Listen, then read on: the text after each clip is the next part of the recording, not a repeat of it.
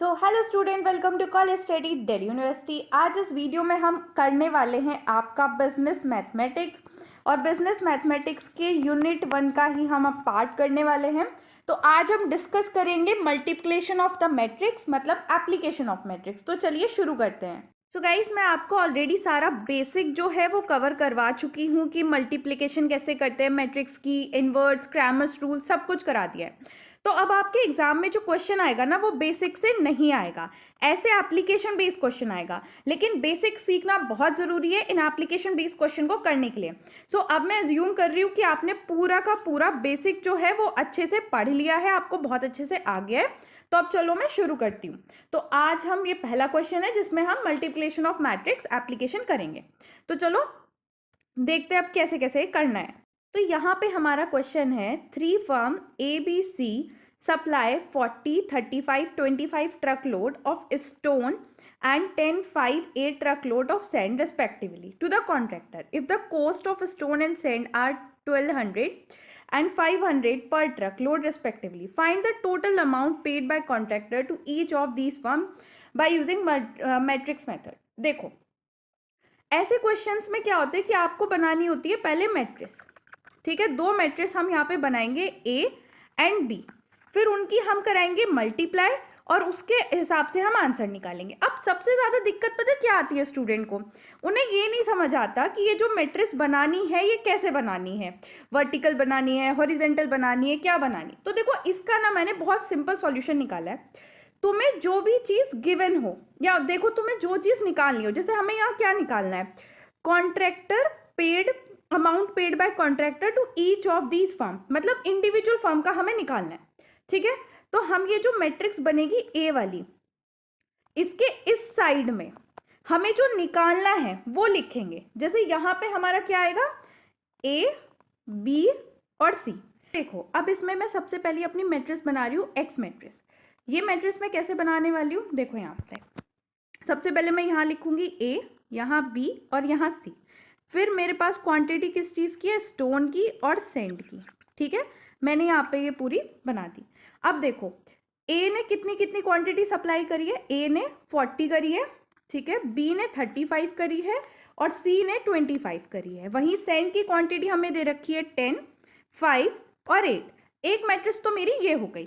ठीक है, इसके अलावा मेरी दूसरी मैट्रिक्स जो होगी, यहाँ लिख लेते हैं, इसके अलावा मेरी दूसरी मैट्रिक्स जो है अब वाई मैट्रिक्स, उसके अंदर मैं क्या लिखने वाली हूँ, उसके अंदर मैं लिखूंगी पहले तो यहाँ पे आ जाएगा स्टोन और सैंड। जैसे कि मैंने बताया था कि जो चीज़ पिछली मैट्रिक्स में यहाँ पे आई थी वो इस साइड, अब वो इस साइड में आ जाएगी, तो स्टोन और सैंड हो गया।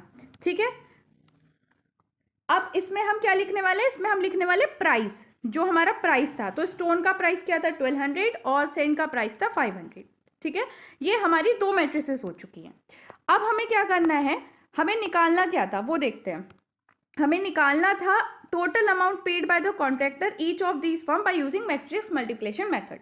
तो टोटल अमाउंट हमें निकालना है। टोटल अमाउंट कैसे निकलेगा, देखो हमारे पास क्वांटिटी आ गई, ये एक्स मैट्रिक्स से हमारी क्वांटिटी आ गई और हमारी वाई मैट्रिक्स से आ गया प्राइस। ठीक है, तो अमाउंट क्या होता है, अमाउंट होता है क्वांटिटी इनटू प्राइस। तो हम इन दोनों की मल्टीप्लाई कर देंगे और हमारे पास अमाउंट आ जाएगा ईच उसका। अब यहाँ पे सबसे बड़ा कंफ्यूजन पता है क्या है, सबसे बड़ा कंफ्यूजन ये है कि मल्टीप्लाई कैसे होगी। देखो, मैंने एक बहुत ही इंपॉर्टेंट चीज तुम्हें बताई थी कि जब भी हम मैट्रिक्स मल्टीप्लिकेशन करते हैं तो पहली वाली मैट्रिक्स के जो नंबर ऑफ कॉलम है, ठीक है, जैसे ये मैट्रिक्स है, अब इसको मैं कैसे लिख सकती हूँ, इसका रोज एंड कॉलम कितने हैं, तो इसमें 3 रो है, ओ सॉरी हाँ 3 रो है और 2 कॉलम है। ठीक है, और जो दूसरी वाली जो मैट्रिक्स है वाई, उसका हम देखते हैं क्या है, तो उसमें हमारा यहाँ पे देखो कितनी रो है, 2 रो है और 1 कॉलम है। तो मैंने ये बताया था कि किसी भी मैट्रिक्स में जब भी हम मैट्रिक्स मल्टीप्लिकेशन करते हैं तो फर्स्ट मैट्रिक्स के जो नंबर ऑफ कॉलम है वो सेकंड मैट्रिक्स के नंबर ऑफ रो के बराबर होने चाहिए। तो यहाँ पे 2 है, चेक करते हैं क्या उसमें भी 2 है, हाँ उसमें भी 2 है, तो ये बराबर हो गए, तो हम इनकी मल्टीप्लिकेशन कर सकते हैं। तो अब इसे देखते हैं कि हम इसे लिखेंगे कैसे एग्जैक्टली। सो अब आंसर निकालने के लिए हम इन दोनों की मल्टीप्लाई कर देंगे, X matrix multiply by Y matrix. X matrix का ऑर्डर क्या है, दैट इज 3 into 2 और वाई का क्या है 2 into 1। ये चीज़ कॉमन हो गई है, तो अब हम इनकी मल्टीप्लाई कर देंगे। अब देखो यहाँ पे एक इंपॉर्टेंट चीज़ मैं फिर से बता रही हूँ, मैं ऑलरेडी मल्टीप्लिकेशन सिखा चुकी हूँ, तो मैं यहाँ पे आपको पूरी मल्टीप्लाई करके नहीं दिखा रही। मैंने बेसिक जो इंपॉर्टेंट चीज़ थी कि कैसे आप एक प्रॉब्लम को मैट्रिक्स फॉर्म में लिखोगे, ये जो मैंने तुम्हें पैटर्न बताया है ना कि इस साइड क्या लिखा जाएगा और दूसरी मैट्रिक्स में इस साइड क्या लिखा जाएगा, ये तुम किसी भी एप्लीकेशन पे अप्लाई कर लेना, तुम्हारा आंसर सही आएगा। अब इसका आंसर जो सॉल्व करने के बाद आ रहा है वो मैं आपको बता देती हूँ। आई होप आप मेरे साथ कॉपी पेन लेके कर रहे होंगे, तो आपको ये आंसर आप खुद निकाल लोगे। ए का आंसर आ रहा है 53,000, ठीक है। बी का आंसर आएगा आपका 44,500 और सी का आपका आंसर आएगा 34,000। तो ये अपने मैच कर लेना आंसर, और अगर इसमें कोई भी दिक्कत आ रही होगी तो बता देना, वैसे मैं आपको टेलीग्राम पे इसका पूरा सॉल्यूशन भी दे दूंगी। तो अब चलते हैं नेक्स्ट क्वेश्चन पे। तो देखो अब हमारे पास ये नेक्स्ट क्वेश्चन है, ये भी मल्टीप्लिकेशन का ही है, इसे पढ़ते हैं। A transport company has 3 type of truck T1, T2, T3 to transport 3 type of vehicles V1, V2, V3।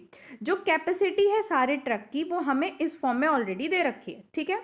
अब using matrix multiplication method find the number of vehicle of each type which can be transported if the company has 20, 30, 20, 10, 20, 30 truck of each respective. देखो अब हमें फिर से 2 matrix बनानी है। मैंने जो तुम्हें पहले वाले सॉल्यूशन में बताया था ना, उसको याद करो। हमें निकालना क्या है, number of vehicle of each type. तो इसका मतलब क्या है कि जो हमारी पहली मैट्रिक्स होगी x, उसके यहाँ पे नंबर ऑफ व्हीकल आएंगे। मतलब यहाँ पे क्या आएगा, यहाँ पे हमारे V1, V2, V3 आएंगे। यहाँ पे भले ही हमें मैट्रिक्स इस फॉर्म में दे रखी है, बट हमें ये नहीं देखना, हमें अपना देखना है सॉल्यूशन। नंबर ऑफ व्हीकल्स निकालने ईच टाइप, तो यहाँ पे ये चीज आएगी। इसके अलावा हमें क्या दे रखा है, ये T1, T2, T3 दे रखे हैं। तो अब ऊपर हमारा T1, T2 और T3 आएंगे, ठीक है। तो अब देख लो इन्हें, अब इस हिसाब से वैल्यूज हम यहाँ पे लिख सकते हैं। यहाँ 1 आएगा, देन 3, देन यहाँ पे 2 एंड 2, 2 और 3, फिर ये यहाँ पे ऐसे जाएगा तो 3, 2, 2, ठीक है। ये हमारी पहली मैट्रिक्स हो गई। दूसरी मैट्रिक्स हमने बनानी है वाई मैट्रिक्स। मैंने तुम्हें क्या बताया था कि जो चीज यहाँ पे आती है, अब वो वाई मैट्रिक्स में कहाँ आएगी, यहाँ आएगी। T1, T2 और T3। और हमें क्या निकालना है, हमें निकालना है कि कितना वो ट्रांसपोर्ट कर सकते हैं। जो हमें वैल्यू यहाँ पे दे रखी है ट्रक की 10, 20 और 30। बन गई दोनों मैट्रिसेस। वही सेम मेथड लगेगा सारे क्वेश्चंस में। अब हमें क्या करना है, अब हमें निकालना है कि number of vehicle of each type which can be transported if company has 10, 20, 30 truck of each respectively. तो अब हम क्या करेंगे, एक्स और वाई की कर देंगे मल्टीप्लाई और हमारा आ जाएगा आंसर।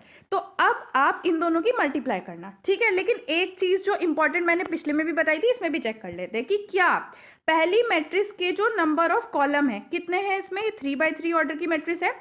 इसके जो नंबर ऑफ कॉलम है क्या वो इसकी नंबर ऑफ रो के बराबर है। इस वाले का ऑर्डर क्या है 3 into 1, तो क्या ये 3, 3 मैच कर रहा है, हाँ कर रहा है। तो इनकी मल्टीप्लिकेशन पॉसिबल है। मैं इनके आंसर्स तुम्हें बता देती हूँ कि आंसर क्या होंगे, इन्हें सॉल्व तुम खुद करना क्योंकि मैं मल्टीप्लिकेशन सिखा चुकी हूँ। तो जब आप इसे मल्टीप्लाई करोगे तो आपका आंसर आएगा, जब आप इसे मल्टीप्लाई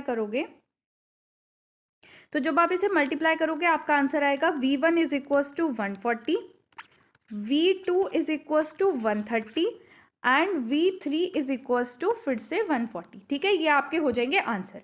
तो अब मैंने मैट्रिक्स मल्टीप्लिकेशन आपको समझा दी है। जो मैंने पैटर्न आपको समझाया उसे याद रखना, कहीं भी लगा दोगे कहीं भी तुम्हारा आंसर बिल्कुल सही आएगा, ठीक है। अब चलते हैं हमारे नेक्स्ट टॉपिक। तो हमारा नेक्स्ट टॉपिक है system of linear equation application. तो इसका पहला क्वेश्चन पढ़ लेते हैं। क्या क्वेश्चन है, the amount of 5,000 put into 3 investment at the rate of interest of 6, 7 and 8% per annum respectively.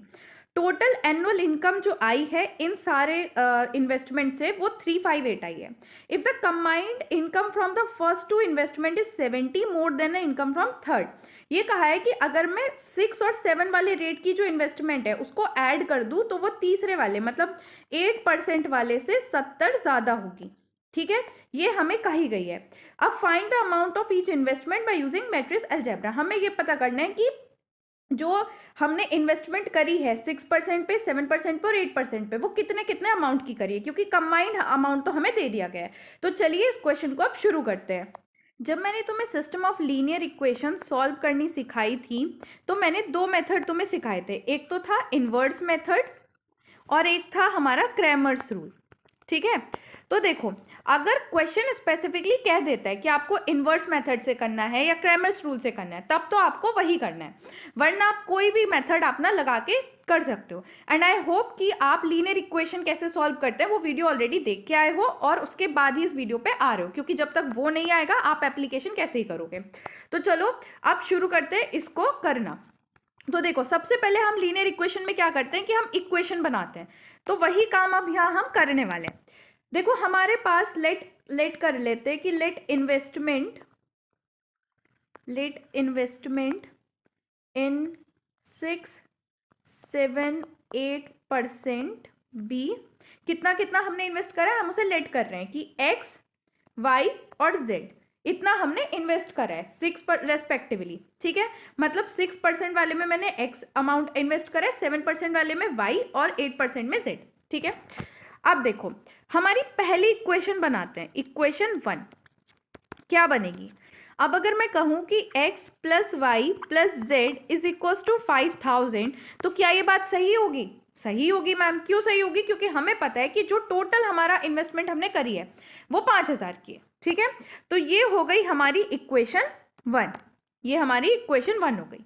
अब दूसरी इक्वेशन हम क्या बना सकते हैं, तो दूसरी इक्वेशन देखो क्या बन सकती है। यहाँ लिखा है टोटल एनुअल इनकम इज 358, मतलब 6%, 7% और 8%, तीनों परसेंट की जो इन्वेस्टमेंट है उससे मेरी टोटल जो इनकम आई है वो 358 है। तो मैं इसे ऐसे लिख सकती हूँ, अब मैं इसे ऐसे लिख सकती हूँ, दैट इज 0.06, क्योंकि 6% है x, plus 0.07 y plus 0.08 z is equals to 358।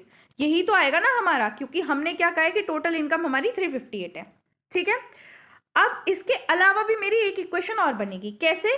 यहाँ पे था कि first two investment is 70 rupees more than the third, मतलब जो पहली दो इन्वेस्टमेंट से हमारी इनकम आई है वो 70 रुपीज ज्यादा है 8 वाली इनकम से। तो अब हम यहाँ पे तीसरी इक्वेशन लिखते हैं। तो हमारी तीसरी इक्वेशन क्या होगी, 0.06x plus 0.07y is equals to 0.08 z plus 70, क्योंकि 70 रुपये हमारी ज़्यादा जो है वो इनकम बताई गई है। तो अब हमारी तीन ये इक्वेशन हो गई हैं। ठीक है, एक बार इन्हें अच्छी तरीके से लिख लेते हैं, बहुत ही अनसिस्टमैटिक सी लगे। तो देखो मैंने ये तीनों इक्वेशन बहुत ढंग से लिख लिया। अब इन इक्वेशन को ना थोड़ा सिंप्लीफाइड कर लेते हैं, जैसे ये और ये वाली इक्वेशन है, तो मैं इन्हें ऐसे लिख सकती हूँ कि 6x plus 7y plus 8z is equals to 35800। I hope ये आपको समझ आ गई होगी। ठीक है, और मैं इस वाली इक्वेशन को भी फिर ऐसे ही लिख सकती हूँ कि 6x plus 7y plus is equal minus 8z is equals to 7000। मैंने 8z कैसे लिखा, ये वाला टर्म इधर आ गया तो इधर प्लस में था, इधर ये वाला टर्म प्लस में था, तो जब यहाँ आया तो ये माइनस में आ जाएगा। ठीक है, तो इन दोनों इक्वेशन को मैंने ऐसे लिख लिया। अब हम क्या करते हैं, इनकी मैट्रिक्स बनाते हैं, जो नॉर्मली मैंने तुम्हें सिखाया है। तो चलो अब इनकी मैट्रिक्स बना। सिस्टम ऑफ लीनियर इक्वेशन में हमें पता है कि हमारी तीन मैट्रिसेस बनेगी, पहली a, दूसरी x और दूसरी b। ये तो सबको पता होगा, क्योंकि जो सिस्टम ऑफ लीनियर इक्वेशन देख के आए उन्हें पता है कि कैसे सॉल्व होगी। तो सबसे पहले हम बनाते हैं अपनी x में a मैट्रिसेस। तो a मैट्रिसेस क्या होगी हमारी, that will going to be 1 6 6 1 7 7 1 8 -8।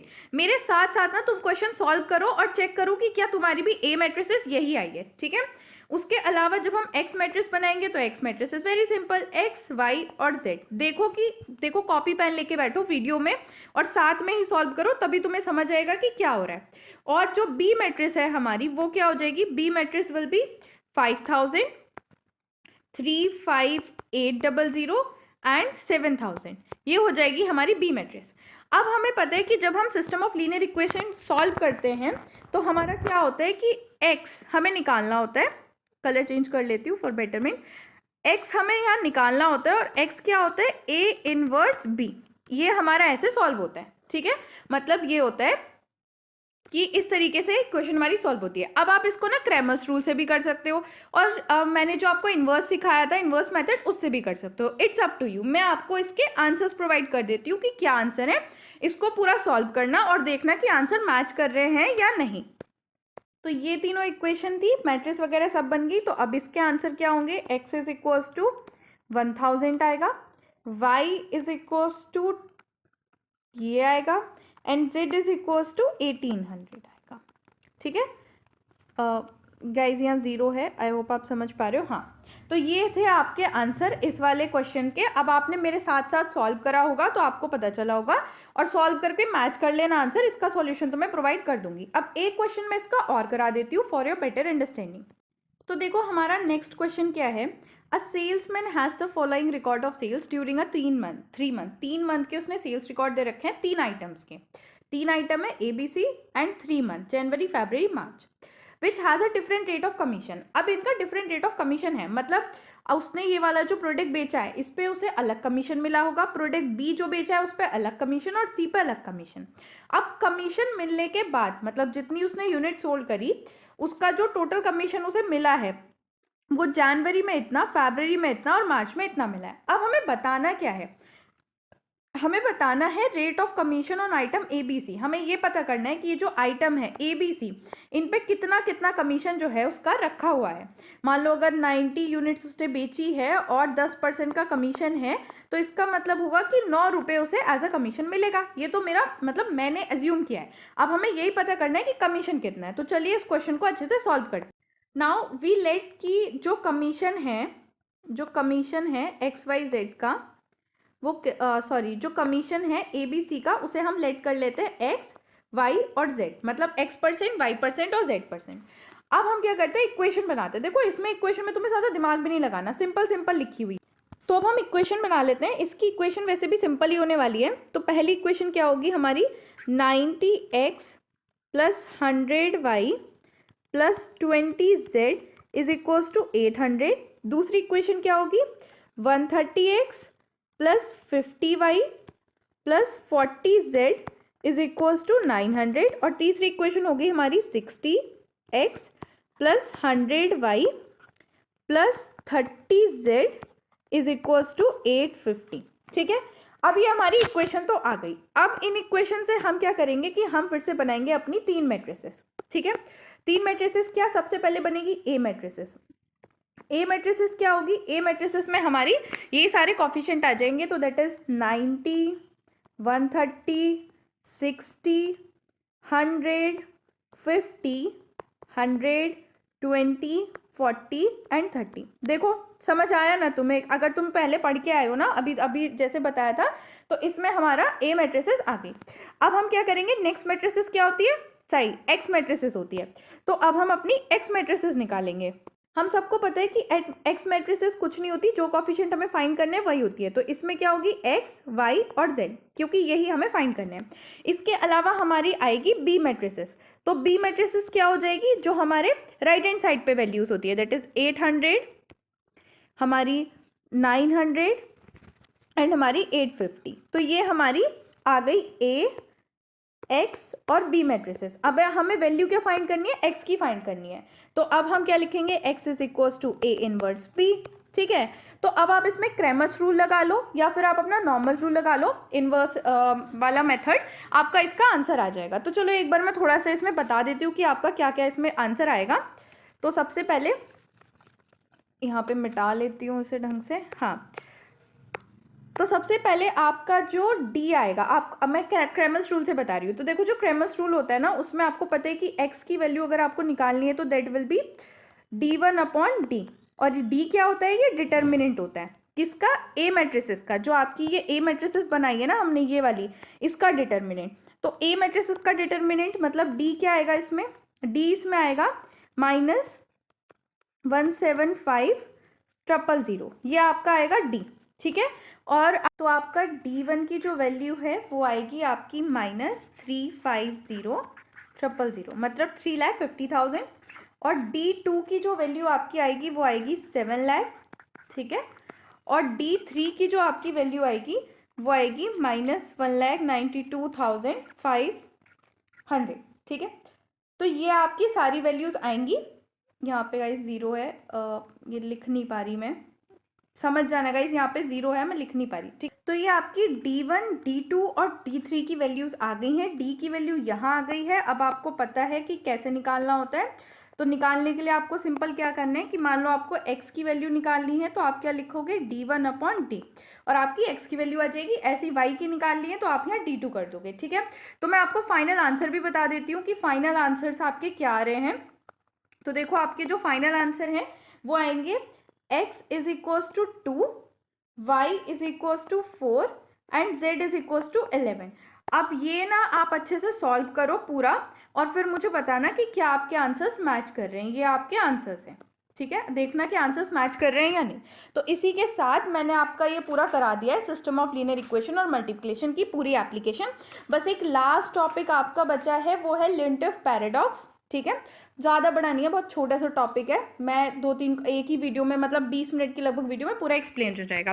तो थैंक्स फॉर वॉचिंग। वीडियो को लाइक करो, चैनल को सब्सक्राइब करो। आपको इस वीडियो के जो नोट्स हैं वो टेलीग्राम पे मिल जाएंगे, और टेलीग्राम चैनल का लिंक हमारे डिस्क्रिप्शन बॉक्स में है।